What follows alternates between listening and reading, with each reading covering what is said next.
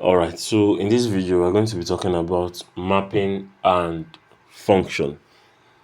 Now, basically what we're going to be discussing in this video is just sets, you understand, sets and how they are related to one another, and then the application in terms of the mathematical aspects. So let me just briefly explain what a function is. So let's say you have a generator. This is your generator. Let's use a gen. Now, you have to input something into a generator to get out something, right? You input a fuel, you pour in a fuel into your generator, and you get out electricity. Now, this generator here is a function. Why do I say so? It relates a fuel to an electricity, you understand? It converts a fuel into electricity. It's built in such a way that whenever you pour in fuel, there are some things things it does, and you get out electricity. Another example is a blender. Let's say you have a blender. Now, if you input fruits into a blender, you get out, let's say, a smoothie.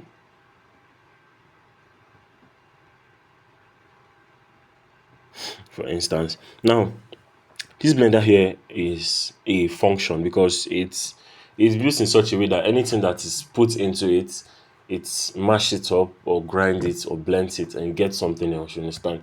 If you change this and you put something else, you're going to get a different output, you understand? So this is a function. This is another example of a function. Now, how does this relate to mathematics? Let's say you have the same analogy. You have an input and you have an output, you understand? This is your input and this is your output. Now, this is a function. Let's call the function f. Now, f has to have a formula, just like the generator and the blender. Both of them have the way they work, you understand? Your function also has a way it works. Your function can have an equation like this. Let's say f of x gives you x squared plus 2. Now, this is a function, you understand? You usually have principles by which it works with. So you can input, let's say, 1, and you get out an output. So now, let's input 1 into this our function, and let's see what we're going to get.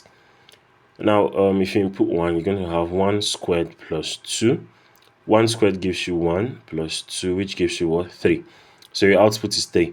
If you input 2, on the other hand, 2 squared plus 2, which is 4 plus 2, which gives you 6. You understand? So that's just basically what a function is. So let's look at it in the context of sets, you understand? Let's take 2 sets as an instance, as a case study. Now we have sets A and we have set B. Now a function, okay, let's give the elements. Now remember when we said when we were discussing sets, we said the constituents of a set are called the members or the elements. Now we're just gonna do the same thing, but this time around we're representing it in this format, you understand?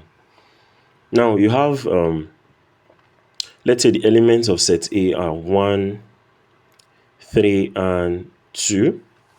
And let's say the elements of set B are 12, 2, and 6.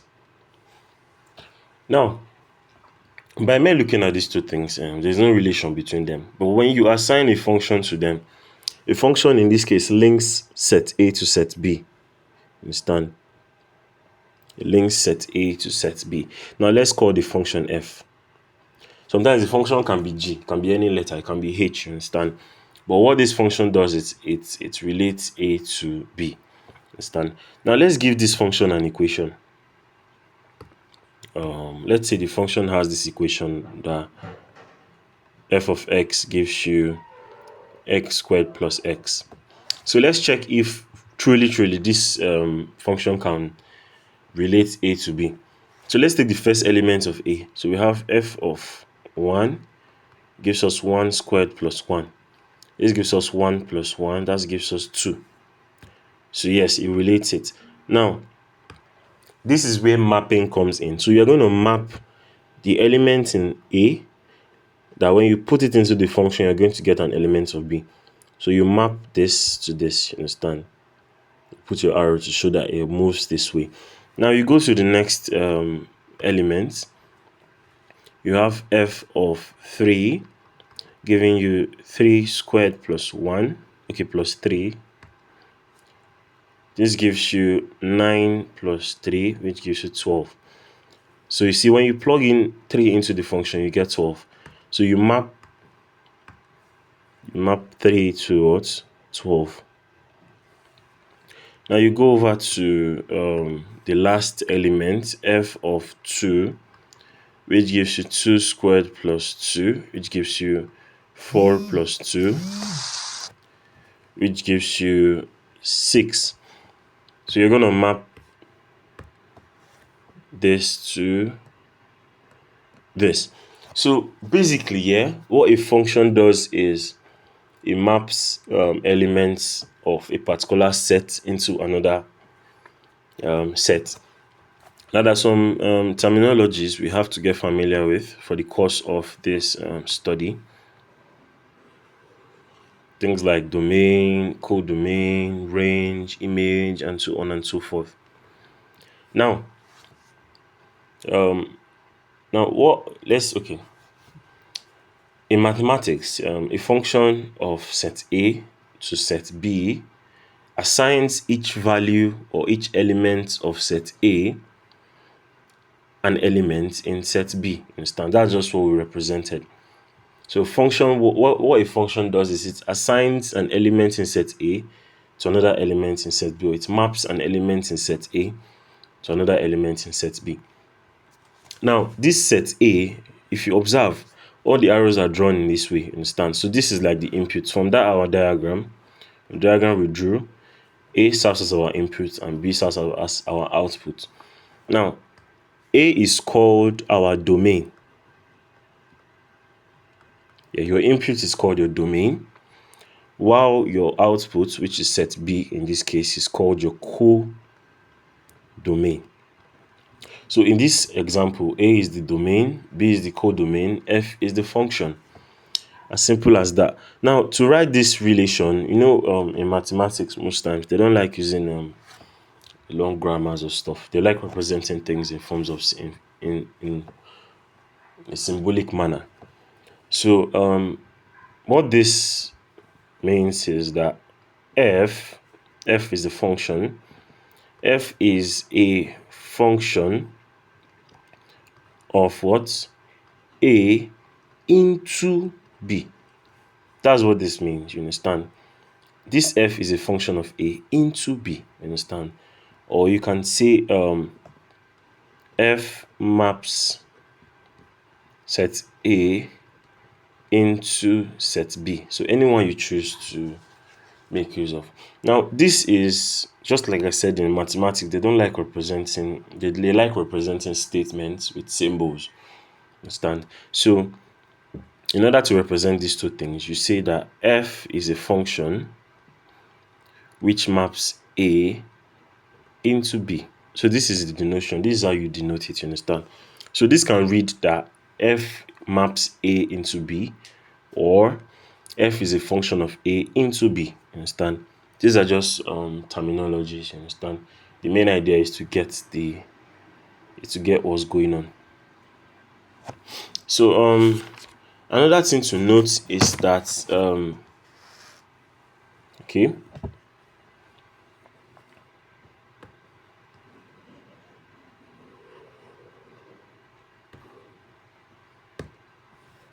Another thing to note is that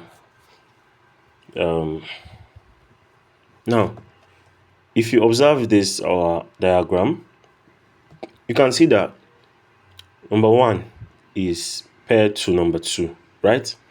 Now, number 2 here is the image of number 1. You understand? Number 3 here is paired to, or is mapped to, number 12. You understand? Number 12 is the image. of what? Number 3. So the elements in the codomain that is mapped to an element in the domain is called an image. Understand? So if you are to denote this, how do you represent it? Now, represent it in this way. The function of 1 gives you what? It gives you 2. So in this case, 2 serves as an image. Please note that the image are found in the codomain. So whenever an element is mapped from the domain to the codomain, that element is image. You understand? So these 3 here are the images. The image of 3 is 12, the image of 1 is 2, and the image of 2 is 6. So the image, let's say f of 3 gives us what? 12. 12 is also known as an image. You understand? 12 is the image of 3. F of 2 gives you 6. So 6 is the image of 2. So they might not ask you what is the output or what are the elements in the codomain. They can just say set A contains 1, 2, and 3. What are the images using this function? You understand? So know what you're looking for. Know what you're looking for. Now we're going to discuss various types of functions, or I don't know if I should call it types, or various kinds of functions. Understand? Now let's go straight to that. Now the first kind we're going to talk about, okay, let's talk about equal functions.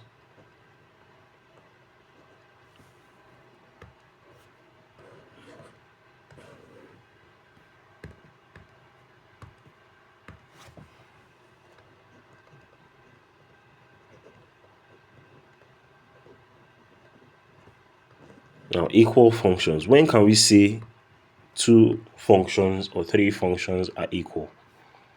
Understand? Now, 2 functions are said to be equal if they have the same domain and codomain. Now, what do I mean? Remember I said equal functions. I didn't say equal sets. Now, let's take an instance where we have 2 sets. We have set A and set B. Let's say set A gives us 1 and 2, has elements 1 and 2, while set B has elements 3 and 6. Okay, or say let's say 6 and 3. Now, there must be something that links or maps A into B, and that thing is the function. You understand? Something that relates the both of them. Now let's assume this time around we have 2 functions. Understand? Or let's say we have 2 functions. Yes. Okay. Let's say in this case we have function f and function g. I don't know. Okay. In order to make things more clear, let's say we have the same identical sets being linked together by 2 different functions. So we have 1 and 2, we have 6 and 3, we have A and B. But this time around, these same sets are linked together by function g. Now we want to check to know if functions f and g are equal functions, you understand? Because it seems that they are mapping the same thing to each other. So now let's check. Function f has a formula. F of x is x squared plus 2, and function g has a formula. G of x has 3x. Okay. Now when you plug in 1, you have 1 squared plus 2, which gives you 1 plus 2, which gives you 3. So this maps this into this. So this is a mapping of this into this.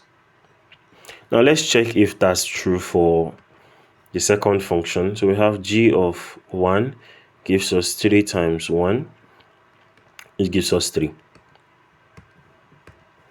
So you have the same thing. So this function maps this to this. Now you have another one. You have 2. So f of 2 gives you 2 squared plus 2.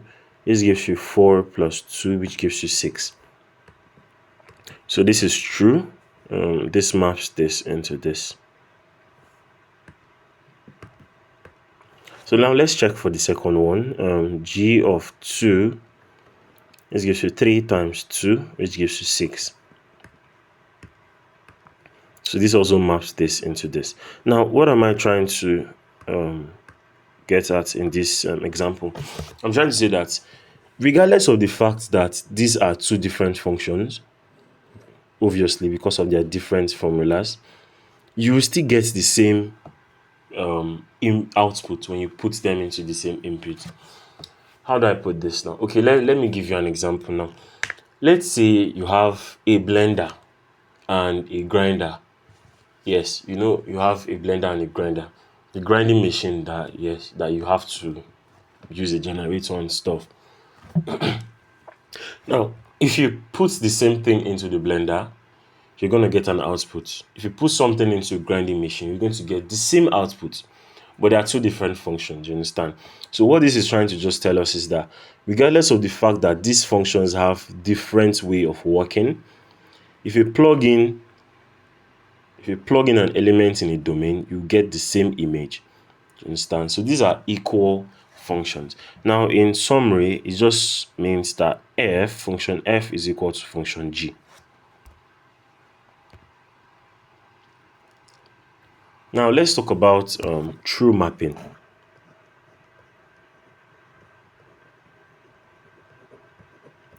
Let's talk about true mapping. Now, for true mapping, you just need to know that the elements in the domain cannot have 2 images. What do I mean? Let's say we have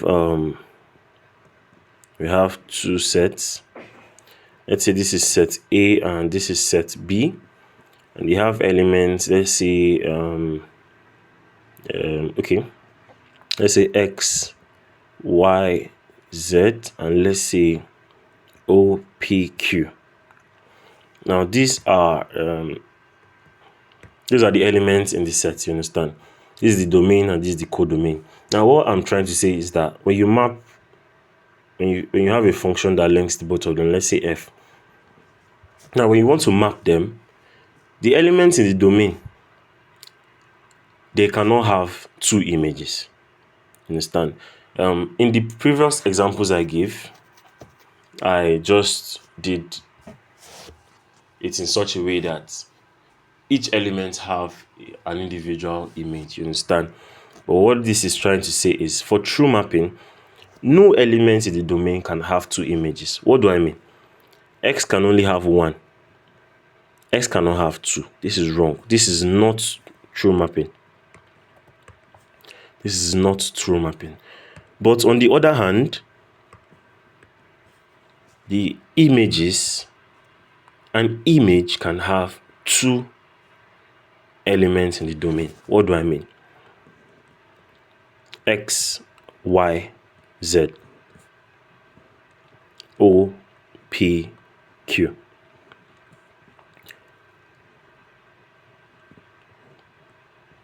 This is true mapping. Yes, this is also true mapping, because an image can have 2 or more elements mapped to it.